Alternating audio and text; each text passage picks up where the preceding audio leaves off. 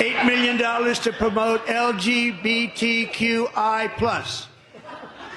in the African nation of Lesotho, which nobody has ever heard of. It's a tiny mountain kingdom of Lesotho that set the social media abuzz following the comments from the US President Donald Trump.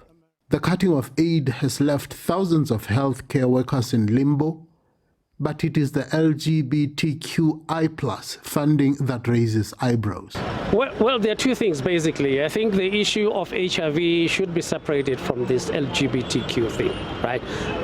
That there was money that was spent in Lesotho to promote LGBTQ issues. That's a fact. We've seen it happen over here. Now, the question, though, is this.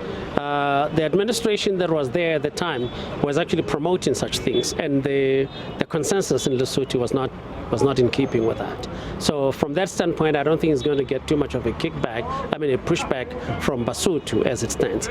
That he doesn't know where Lesotho is, that's another thing altogether. The Lesotho has an embassy in Washington, D.C. It also has another embassy to the United Nations. But the United States is the only major country that has an embassy, full-fledged embassy inside Lesotho, while others consulates and other things with the embassies moved to Pretoria after 1994. So it is a surprise that he's actually saying that. But of course, it is Donald Trump, and what comes to his mind, it comes out of his mouth almost immediately. We ran a pilot from last year of they call them NGSOs. Meanwhile, the Lesotho Communications Authority is currently inviting submissions in support or rejection for the network services license from Mr. Elon Musk's company Starlink to operate in Lesotho. Yeah, I've written an objection to the LCA that on moral grounds and national security grounds, they should not be given to this guy. First of all, I don't think anybody should be doing business with neo-fascists. I grew up in a country that was run by neo-fascists, and we fought it until we defeated it by 1994. So we know what these people's agendas are.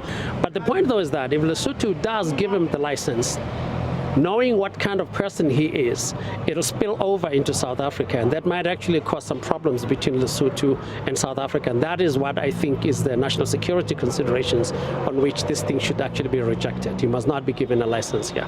But to some, it remains to be seen as to whether Lesotho is ready to fend off these challenges.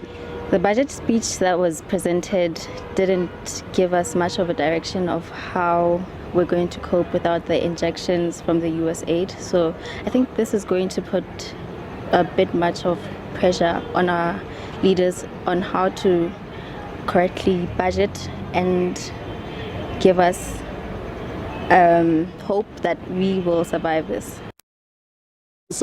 But the crux of the matter is for us as Basotho to deal with the issue of that 8 million fund, $8 million that he alluded to. What happened to it? Who is accountable for it? What's going on with the issue? We should not dwell much into the issue, the dynamics and semantics of whether we are known or not. But what happened with the fund? Is it necessary? What's our stance? How are we going to respond to him? Is this detrimental to our relationship with the USA? Those are the real core issues that maybe if we were to respond, we would definitely allude to. Yeah. Lesotho is a country inside South Africa, the only country in the world that is entirely above 1,000 meters above sea level. President Trump come to the smallest country in the world that nobody knows about. Yeah, hope to see you soon. Well, if all fails, this specially made golf shed might just jog the president's memory next time he takes a swing. Rapelang Khatebe, SABC News, Masego, Lesotho.